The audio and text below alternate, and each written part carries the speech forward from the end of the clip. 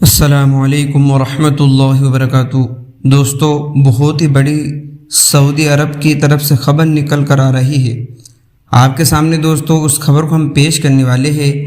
اس سے پہلے آپ ہمارے حقیقت اردو نیوز پر نئے ہو تو اس کو سبسکرائب بھی کر لیجئے۔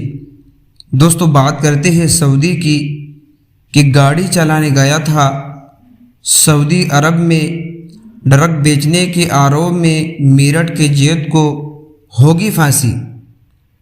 دوستو، یو پی کے میرٹھ کا رہنے والا زید سال 2018 میں گاڑی چلانے کے لیے سعودی گیا تھا۔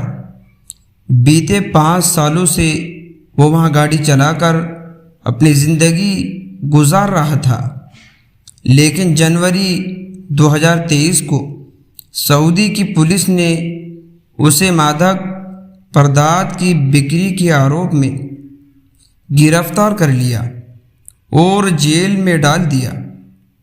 پچھلے 2 سالوں سے جیل میں بند زید کو اب سعودی کی عدالت میں پھانسی کی سزا سنائی ہے۔ اس بات کی جانکاری منڈالہ پولیس نے زید کے پریجنوں کو دی۔